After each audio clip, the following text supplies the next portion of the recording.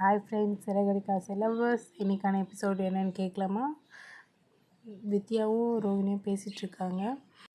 அந்த ஃபோனு கொண்டு போய் உன்னை நான் கடலில் போட்டு சொன்னேன், நீ என்ன வேலை பண்ணிட்டு வந்திருக்க, ரோட்டில் போட்டு வந்திருக்க, அது திருப்பி இப்போ முத்து கைக்கே வந்துடுச்சு அப்படின்னு சொல்லிட்டு, நீ வச்ச ஆள் எல்லாம் இல்லைண்ணா, எங்கேயோ போய் போட்ட சொன்னேன், போட்டுட்டேண்ணா, அது திருப்பி வரும்னு எனக்கு எப்படி தெரியும், அதுக்காக நீ எதுக்கு என்கிட்ட வந்து கத்துற, நீ பண்ணுற எல்லாத்துக்கும் நான் உனக்கு துணையாக இருந்திருக்கேன், நீ இருந்து இப்படி என்னை வந்து கத்திட்டுருக்க அப்படின்னு சொல்லிட்டு வித்யா சொல்லிகிட்ருக்காங்க. நீலாம் ஒரு ஃப்ரெண்டு அப்படின்னு சொல்லிட்டு வித்யாவை திட்டுறாங்க. நான் ஃப்ரெண்டாக இருக்கிறதால தான் உனக்கு இவ்வளோ ஹெல்ப் பண்ணுறேன், இல்லைனா நீ இப்படி உனக்கு நான் எந்த ஹெல்ப்பும் பண்ணியிருக்க மாட்டேன் அப்படின்னு சொல்லிடுறாங்க வித்யா. இதுக்கப்புறம் உங்கள்கிட்ட நான் பேச மாட்டேன் அப்படின்னு சொல்லிட்டு இங்கேருந்து போ அப்படின்னு சொல்லிட்டு வித்யா சொல்லிடுறாங்க. அதுக்கு வந்து ரோகிணி வந்து கிளம்பிடுறாங்க அந்த இடத்த விட்டு. திருப்பி வருவாங்களா என்னன்னு தெரியல, வித்யாவும் ரோகிணியும் சேருவாங்களா என்னன்னு தெரியல.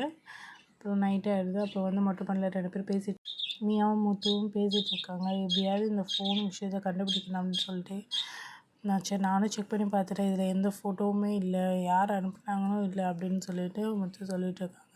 மீனா சொல்லுது, அதுக்கு அனுப்புனவன் என்ன வச்சு அறுப்பான் அப்படின்னு சொல்லிகிட்ருக்காங்க.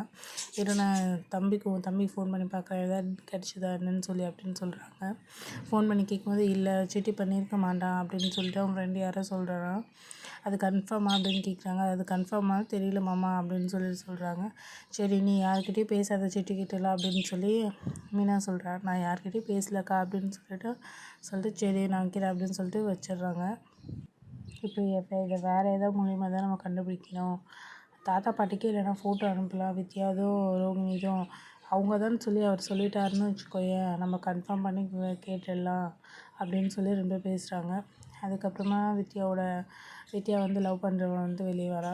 இப்போ தான் நீங்கள் வரீங்களா, இங்கேயே கிளம்பிட்டீங்களா அப்படின்னு சொல்லிட்டு பேசி கொஞ்சம் இது பண்ணிகிட்ருக்கான்.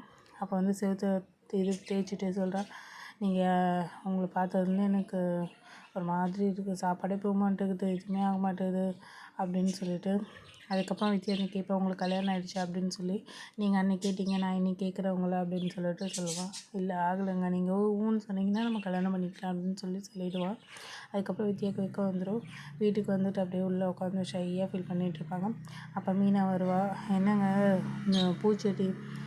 பூச்செடி பார்த்து வெக்கப்பட்டுட்ருக்கீங்க, இந்த மாதிரி இப்போ லைஃப் பார்ட்னர் வந்து எப்படி இருக்கும் அப்படின்னு சொல்லி கேட்டுட்ருப்பாங்க. அப்போ வந்து வித்யா வெக்கப்படுவா. அதை பார்த்து ஃபோட்டோ எடுத்துருவாங்க மீனா. ஃபோட்டோ எடுத்துகிட்டு பாருங்கள் எப்படி கண்ணம் செவந்திருக்கு பாருங்கள் அப்படின்னு சொல்லிட்டு கிண்டல் பண்ணி ஃபோட்டோ எடுத்துருவாங்க. பரவாயில்ல நீ ஃபோட்டோ எடுத்துகிட்டே மீனா அப்படின்னு சொல்லிட்டு ஃபோட்டோ பார்ப்பாங்க. கரெக்டாக எடுத்துருக்கேன்னு அந்த ஆளுக்கு ஃபோன் பண்ணுவாங்க.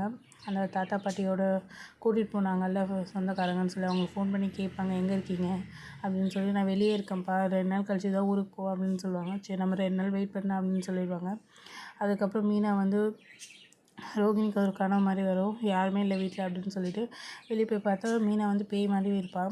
அப்புறமா நீ தானே என் தம்பிக்கு இந்த இதெல்லாம் பண்ண, நான் அவங்களாம் உனக்கு என்ன பண்ணோம் அப்படின்னு சொல்லிட்டு மீனா ரோகிணியை போட்டு சேரில் போட்டு இது பண்ணி, அப்போ தூக்கத்தையே அவள் விட்டுரு மீனா அப்படின்னு சொல்லி கத்துவாள்.